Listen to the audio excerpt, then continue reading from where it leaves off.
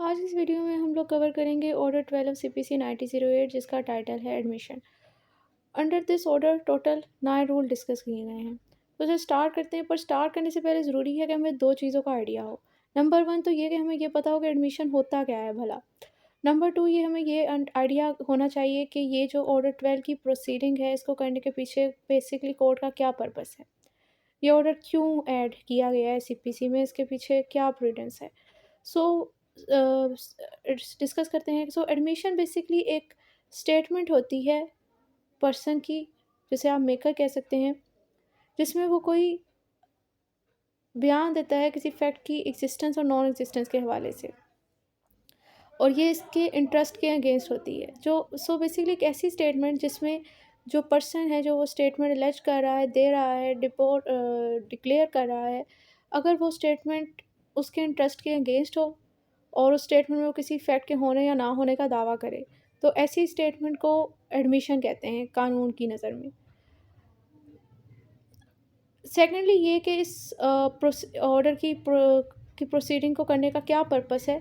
तो पर्पस इसका सिंपली यही है कि ये एक प्री ट्रायल प्रोसीडिंग ऑर्डर है, यानी कि फ्रेमिंग ऑफ इशू होने से पहले जो है वो इस ऑर्डर की प्रोसीडिंग की जाती है।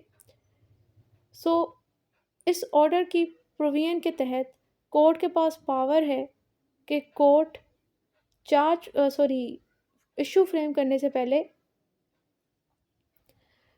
जो भी पार्टीज़ ने एक दूसरे के अगेंस्ट प्लीडिंग में एलिगेशन लगाए हैं, उन एलिगेशन की बेस पर पार्टीज़ को कॉल करे और उनसे ये पूछे कि भाई क्या आप एक दूसरे के एलिगेशन को मानते हो या नहीं मानते। अगर तो वो मानेंगे तो इट्स मीन उनके दरमियान कोई डिस्प्यूट नहीं, तो उस इशू के ऊपर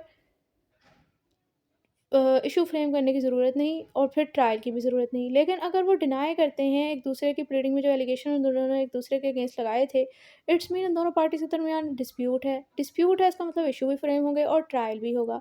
ये सिमिलरली बिल्कुल सेम क्रिमिनल प्रोसीजर के अंदर फ्रेमिंग ऑफ चार्ज से मिलता जुलता प्रोसेस होता है CPC के अंदर फ्रेमिंग ऑफ इशू का। जैसे वहाँ पर चार्ज फ्रेम करने से पहले कोर्ट एक्यूज को समन भेजती है और उससे पूछती है कि भाई आइदर यू प्लीड गिल्टी और नॉट, आप मानते हो ये जुर्म अपना, इकबाल जुर्म करते हो या नहीं करते। अगर तो वो मान लेता है तो ज़रूरत ही नहीं है। अगर वो नहीं मानता तो फिर वहाँ पर ट्रायल की कंडीशन लगती है, अगर ट्रायल होगा। अब कोर्ट ट्रायल से पता चलाएगी कि वाकई गिल्टी था या नहीं। इसी तरह यहाँ पर भी अगर नहीं माना जाएगा तो ट्रायल के थ्रू कोर्ट इशू फ्रेम करने के बाद ये फाइंड आउट करेगी कि वाकई ये इशू वैलिड था या नहीं। सो बेसिकली आप ये कह सकते हो कि ऑर्डर 12 की प्रोसीडिंग एक फ़िल्ट्रेशन प्रोसेस है जो कि कोर्ट अडॉप्ट करता है फ्रेमिंग ऑफ इशू करने से पहले, कि वो पार्टी से खुद ही कह लेता है, वो जानने की कोशिश करता है कि अगर वो अपने एलिगेशन को मान लें और अगर सबको ना माने कुछ को मान लें, तो बेबुनियाद एलिगेशन के ऊपर इशू फ्रेम करके लंबा ट्रायल करने से बेहतर है कि वो कुछ जो रेलेवेंट इशू हैं उनके ऊपर ही फ्रेमिंग ऑफ इशू करें, मतलब जो वो डिनाई कर रही हैं। तो इसलिए एक फ़िल्ट्रेशन प्रोसेस के तौर पर ये इस ऑर्डर की प्रोसीडिंग इस्तेमाल होती है। आई होप ये आपको पॉइंट समझ आ गया कि ऑर्डर 12 की प्रोसीडिंग किस पर्पज़ के तहत की जाती है। सो टोटल 9 रूल हैं इसके, अब इनको वन बाय वन डिस्कस करते हैं। So rule 1, notice of admission of case. Notice of admission of case. Any party to a suit may give notice by his pleading or otherwise in writing that he admit the truth of the whole or any part of the case of any other party. So कह रहे हैं किसी भी suit की party के पास ये discretionary option है, उसके पास ये राइट है कि जो भी एलिगेशन दूसरी पार्टी ने इसके अगेंस्ट लगाया है ना, वो उस एलिगेशन को या तो मुकम्मल तौर पर या उसके कुछ पार्ट को एज़ अ ट्रुथ एक्सेप्ट कर सकती है। और ये ट्रुथ एक्सेप्ट वो कर सकती है या अपनी प्लीडिंग के थ्रू, या फिर प्लीडिंग के अलावा दूसरी किसी राइटिंग फॉर्म में। और वो दूसरी किसी राइटिंग फॉर्म में कौन-सी हो सकती है? यानी कि हो सकता है कि वो नोटिस के थ्रू इस चीज़ को एडमिट कर ले, इसी ऑर्डर 12 की प्रोविज़न के तहत, या फिर एफ़िडेविट के थ्रू मान ले, या फिर किसी इंटेरोगेटरीज़ के अंदर मान ले ऑर्डर 11 की प्रोसीडिंग के तहत। तो कह रहे हैं कि प्लीडिंग के अलावा भी किसी दूसरे मेथड के थ्रू भी वो जो भी एलिगेशन उस पर लगा है ना दूसरी पार्टी का, कोई भी पार्टी उस एलिगेशन को या तो मुकम्मल तौर पर या तो किसी एक पार्ट को एज़ अ ट्रुथ एडमिट कर सकती है। ये उसका डिस्क्रिशनरी राइट है।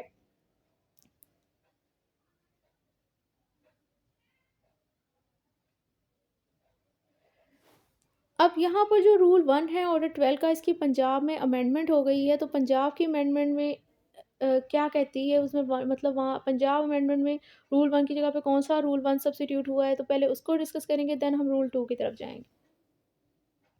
अब आपको यहाँ पर शो हो रहा है कि in order 12 for rule 1 the following shall be substituted, मतलब ऑर्डर 12 में रूल 1 के लिए ये रूल जो है वो उसकी जगह पर आ गया है, पहले जो एग्जिस्टेड रूल था उसकी जगह पे कहता है एडमिशन ऑफ अ केस वगैरह, court shall inquire from a party whether or not it admit the truth of the whole or part of the case set up by the other party in his pleading।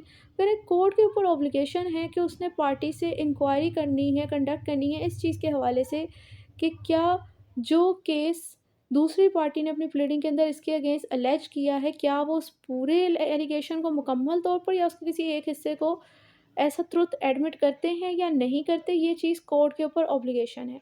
Next चलते हैं rule 2 की तरफ। Rule 2. Notice to admit documents.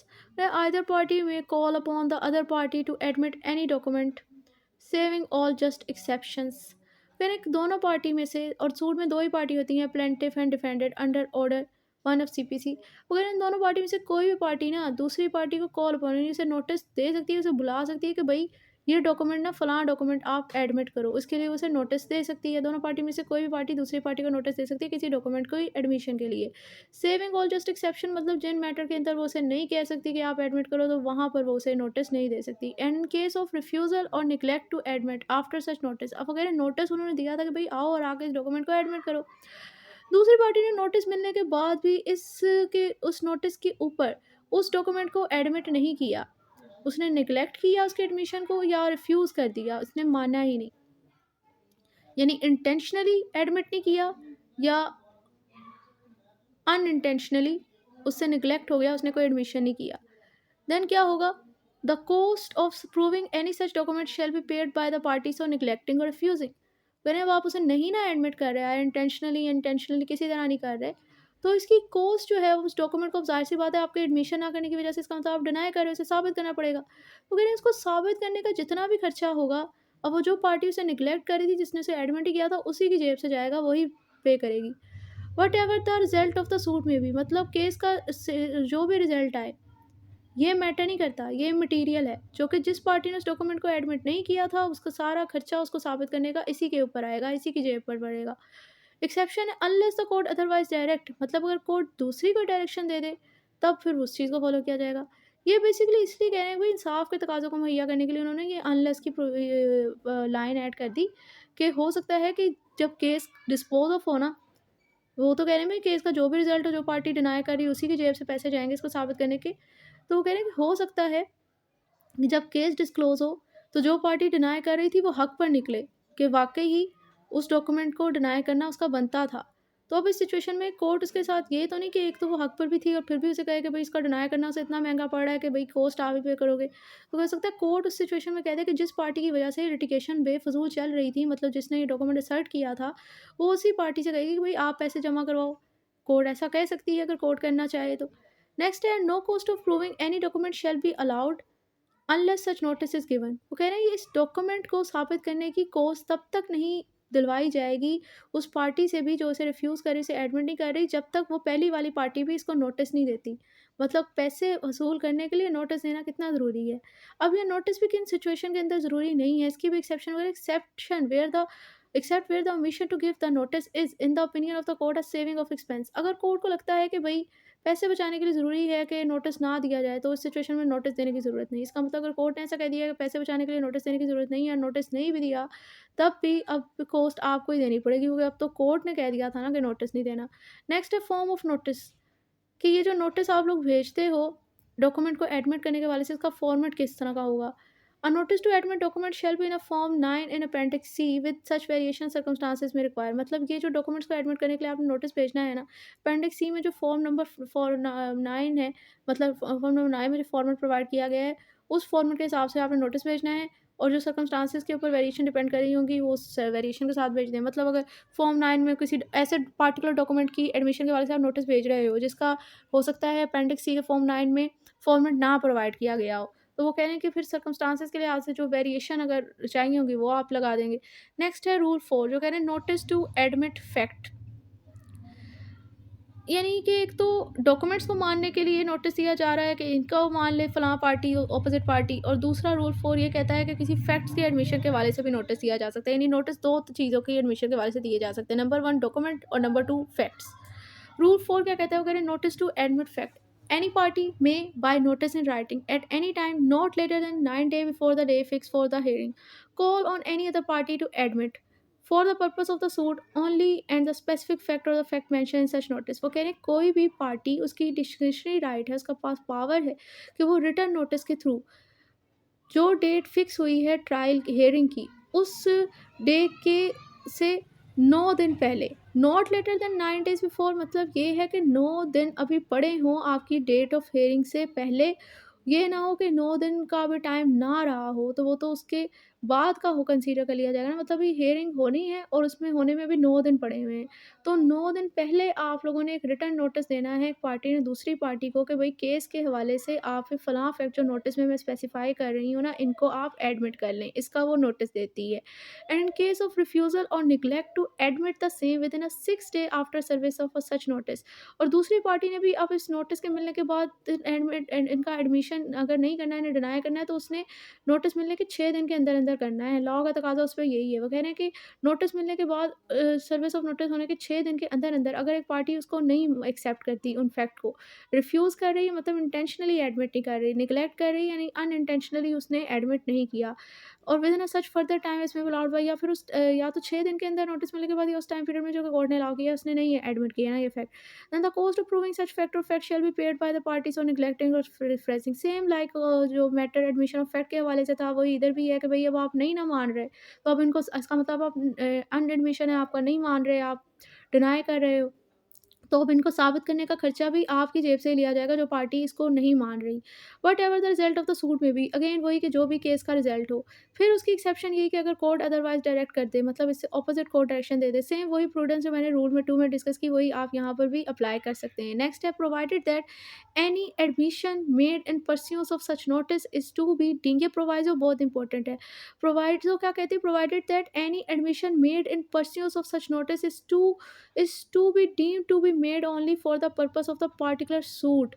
यानी ये जो किसी notice के नतीजे में अगर कोई पार्टी कोई एडमिशन करती है ना, तो ये जस्ट कंसीडर रेलेवेंट कंसीडर किया जाता है कि भाई ये फ़लाँ सूट से मुतल्लिक ही है, मतलब जिस सूट के मुतल्लिक नोटिस आया था और उस नोटिस के ऊपर आपने कोई एडमिशन किया है, तो वो एडमिशन उसी सूट से मुतल्लिक ही माना जाता है। And not as an admission to be used against a party on any other occasion, और जिस पार्टी ने एडमिशन किया है उसका एडमिशन उसके लिए किसी किसी दूसरी जगह पर आप लोग इस्तेमाल नहीं कर सकते, या आप पे बार है। और in favour of any person other than the party game, और जिस पार्टी ने नोटिस दिया था उसके फेवर के अलावा किसी और पर्सन के फेवर में ये एडमिशन ही आप इस्तेमाल कर सकते, ये भी आप पे बार है। नेक्स्ट है provided also that the court may at any time allow any party to amend or withdraw any admission so made on such terms as may be just. अब कोर्ट की डिस्क्रिशनरी पावर है कि किसी भी time के ऊपर party को allow कर सकती है कि जो भी आपने एडमिशन किया था आप उससे विदड्रॉ कर सकती हैं, इस या किया था उसमें आप अमेंडमेंट कर सकती हैं उन टर्म्स और कंडीशन पे जो कि कोर्ट को जस्ट लगेगा। अब कानूनी शहादत की प्रोविज़न को अगर हम माइंड में रखें तो वहाँ पर हमें एडमिशन के बारे में 2-3 चीज़ें पता चलती हैं। जैसे कि एडमिशन के मुतल्लिक़ था बताया वहाँ कि एडमिशन जो है वो मे ऑपरेट एज़ अ एस्टॉपल, कि वो एस्टॉपल के तौर पर काम करता है। मतलब अगर आप कोई एडमिशन दे देते हो तो फिर आप उसके ऊपर से हट नहीं सकते। तो यहाँ पर कह रहे हैं कि भई आप विथड्रॉ कर सकते हो। तो विथड्रॉ देखें आप, वो आप पे तो एस्टॉपल है, लेकिन अगर आपने हटना है तो कोर्ट आपको अलाउ करेगा तभी आप हट सकते हो।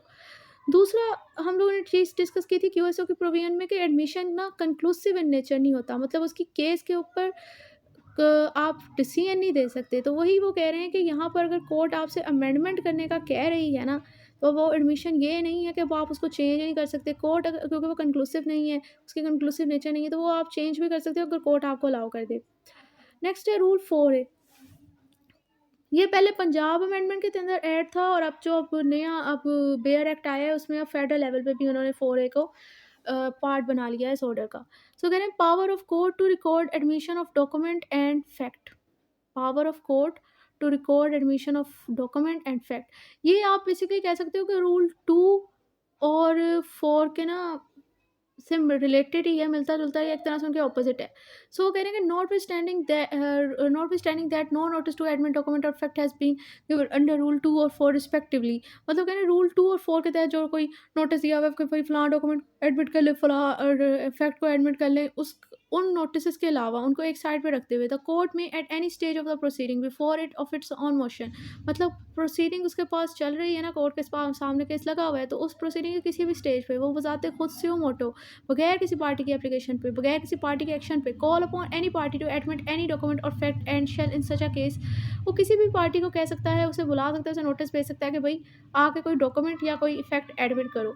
और इस सिचुएशन के अंदर record whether the party admit refuse और नेग्लेक्ट टू एडमिट, मतलब जो भी वो एडमिशन करेंगे, डिनाई करेंगे, उनके एडमिशन को डिनाई को रिकॉर्ड भी करेगा कोर्ट। सो सिंपल आप कह सकते हो कि रूल 2 ये कहता था कि एक पार्टी के पास ये पावर है कि वो किसी फलां पार्टी को कह सकती है कि आके ये एक डॉक्यूमेंट एडमिट करें, उसका उसे नोटिस दे सकती थी। रूल 4 के तहत कोई भी पार्टी दूसरी पार्टी को कह सकती थी कि फलां फैक्ट आप एडमिट करो। रूल 4 ये कहता है कि वो तो कह सकते थे रूल 2 और 4 के तहत। रूल 4 ये कहता है कोर्ट के पास भी डिस्क्रिशनरी पावर है कि वो बजाते खुद बगैर किसी पार्टी के एप्लीकेशन के किसी भी पार्टी को कॉल कर सकता है, उसे नोटिस दे सकता है कि भाई आओ और आके कोई फलां डॉक्यूमेंट और कोई एविडेंस सॉरी फैक्ट जो है उसे आप एडमिट करें। और फिर उनको नोटिस पे जब पार्टी कॉल करेगी तो फिर उन वो आके डिनाई करते हैं, एडमिट करते हैं। दोनों सिचुएशन में कोर्ट ने इस एडमिशन और डिनाई को रिकॉर्ड करना है। नेक्स्ट है rule 5 form of admission. A notice to admit fact shall be in a form number 10 in appendix C. And वो कह रहे हैं कि जो भी आप लोगों ने फैक्ट को एडमिट करने के लिए नोटिस देना है ना, उस नोटिस का जो फॉर्मेट है वो अपेंडिक्स सी में फॉर्म नंबर 10 में बताया ना वैसा होना चाहिए। And admission of a fact shall B, और फिर जब आप लोग कोई फैक्ट एडमिट कर लेते हो तो यानी तो वो उस एडमिशन का फॉर्मेट जो अपेंडिक्स सी के फॉर्म नंबर 11 बताया वैसा होना चाहिए। और अगर कोई हो सकता है कि इनमें जो फॉर्मेट है ना बताया और कह रहे हैं और या वैसा होना चाहिए, या अगर जो केस की सर्कमस्टांसेस रिक्वायर करें कि जिस तरह की वेरिएशन होनी चाहिए वो उनमें वेरिएशन होनी चाहिए। नेक्स्ट उसके बाद है रूल 6 जजमेंट ऑन एडमिशन। अब एडमिशन पे जजमेंट दी जा सकती है क्योंकि एडमिशन जो है ना एक रिलायबल एविडेंस होता है, इसलिए इसके ऊपर जजमेंट तो दी जा सकती है। रूल 6 भी इसी चीज़ की बात कर रहा है। वो कह रहे हैं एनी पार्टी में at any stage of a suit any party may at any stage of a suit where admission of fact have been made either on the pleading or otherwise। वो कह रहे हैं कि अगर कोई फैक्ट एडमिटेड कर लिया गया है, आया प्लीडिंग के अंदर कर लिया गया है या प्लीडिंग के अलावा किसी और सूरत में कर लिया गया है, यानी कि हो सकता है ऑर्डर 10 के अंदर एग्जामिनेशन के टाइम कर लिया गया है, ऑर्डर 11 के तहत इंटेरोगेटरीज के टाइम कर लिया गया है, ऑर्डर 12 के अंदर ही एडमिशन के टाइम कर लिया गया है, यानी कि नोटिस के थ्रू कर लिया गया है। जब नोटिस दिया गया रूल 4 रूल 2 और रूल 4 ए के तहत उस तरह हो गया है, आपका एडमिशन हो गया है, तो कह रहे हैं कि अगर किसी भी तरह केस के अंदर एडमिशन हो, कोई फैक्ट की एडमिशन हो गई, आया प्लीडिंग के थ्रू हो गई, प्लीडिंग के अलावा किसी और तरीके से हो गई, जो मैंने आपको सिनेरियो बता दिया कि किस तरह हो गई। तो कोई भी पार्टी सूट के किसी भी स्टेज में ना कोर्ट को अप्लाई दरख्वास्त दे सकती है कि भई कोर्ट ना इन ये जो इस एडमिशन पे वो कहती है कि अब मेरा जो राइट बनता है ना, मैं जिस चीज़ की एंटाइटल हूँ, उस पर आप या तो जजमेंट दे दो या ऑर्डर दे दो, without waiting for the determination of any other question between the parties. मतलब वो इतनी बेसब्री हो जाती है पार्टी, वो कहती है कि भाई बाकी सारे क्वेश्चन जो पार्टीज़ के दरमियान हैं उनको डिसाइड बाद में करेंगे, उनकी डिटर्मिनेशन से पहले इस एडमिशन के बेस पर जिस चीज़ की मैं एंटाइटल हूँ ना, आया जजमेंट की ऑर्डर की, आप ये प्रोनाउंस कर दो। अब कोर्ट क्या करेगी, कोर्ट में upon such application make such order और गिव सच जजमेंट। और कोर्ट इस दरख्वास्त के ऊपर उसके पास दो ऑप्शन है, या तो कोई ऑर्डर पास कर सकती है, कोई जजमेंट, जो भी कोर्ट को बेहतर लगेगा। Rule 7 affidavit of signature. Affidavit of signature Rule 7 state that an affidavit of the pleader or his clerk of the due signature of any admission made in pursuance of any notice to admit document or fact shall be sufficient evidence of such admission if evidence thereof is required। वो कह रहे हैं कि अगर कोई notice जाता है ना, सो रूल 7 कहता है कि भाई कोई नोटिस आया था फैक्ट को एडमिट करने के वाले से या फिर डॉक्यूमेंट को एडमिट करने के वाले से, उस नोटिस के नतीजे में कोई एडमिशन आया है और फिर उस एडमिशन के जवाब के साथ जिस पार्टी ने एडमिशन किया है ना, उसके वकील या उस वकील उनके वकील के क्लर्क का बयान हल्फी जाता है, यानी एडमिशन के साथ एफिडेविट जाए वकील का भी या उसके क्लर्क का, तो ये एक सफिशेंट एविडेंस समझा जाता है कि ये एडमिशन हो गया है अगर एविडेंस रिक्वायर है।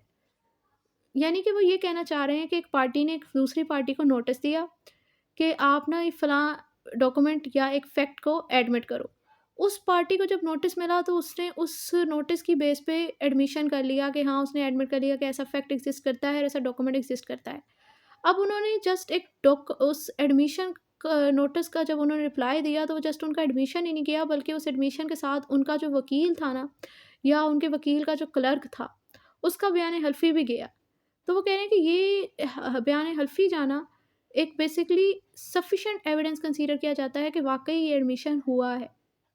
अगर तो एविडेंस आपको रिक्वायर होगा और आपके पास होगा इस एडमिशन के ऊपर उनके वकील का एविडेंस वगैरह एफिडेविट वगैरह भी, तो वो आपके पास एक सफिशिएंट एविडेंस कंसीडर किया जाएगा लॉ के सेंस में कि सफिशिएंट एविडेंस है, सफिशिएंट एडमिशन है।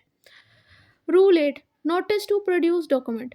Notice to produce document shall be in a form number 12 in appendix C. मतलब अगर आप लोगों ने किसी को नोटिस भेजना है कि फ़लाँ डॉक्यूमेंट प्रोड्यूस करो, तो उस नोटिस का फॉर्मेट जो अपेंडिक्स सी में फॉर्म नंबर 12 में बताया हुआ है ना, वैसा होना चाहिए।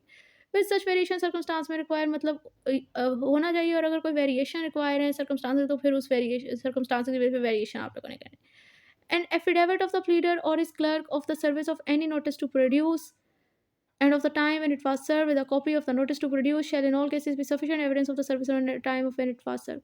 तो यही कह रहे हैं कि भाई हो सकता है आप लोगों ने किसी को ना नोटिस भेजा कि फलाना डॉक्यूमेंट प्रोड्यूस करे। अब उस प्रोडक्शन के जवाब में, उस नोटिस के जवाब में जिस पार्टी को आपने भेजा है, उसके वकील का एफिडेविट या फिर उसके क्लर्क का एफिडेविट आता है, जिस पर ये चीज़ मेंशन होती है कि एफिडेविट आता है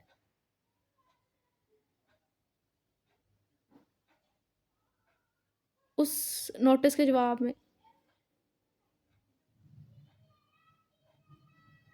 उस एफिडेविट के साथ जो है वो उस नोटिस जो आपने किया था उसकी कॉपी होती है, और फिर वो जिस टाइम पे आपने प्रोड्यूस किया था, सर्व किया था, वो भी मेंशन होता है। तो वो कह रहे हैं कि ये ना सफिशिएंट एविडेंस कंसीडर किया जाता है कि भाई नोटिस आपका सर्व हुआ था और इसी टाइम पे सर्व हुआ था जो आप कह रहे हो।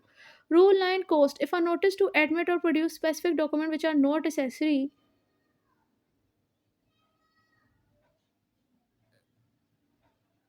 The cost equation thereby shall be borne by the party giving such notice. वो कह रहे हैं कि अगर कोई नोटिस दिया जाता है किसी डॉक्यूमेंट को एडमिट करने के लिए, किसी डॉक्यूमेंट को प्रोड्यूस करने के लिए, और वो डॉक्यूमेंट नोटिस देना ज़रूरी नहीं था इस स्टेज पे, तो को फिर जो है वो ऐसे इररेलेवेंट नोटिस देने की कॉस्ट वही पार्टी बर्दाश्त करेगी जिसने ये नोटिस दिया था। सो ये हमारे पास ऑर्डर 12 था।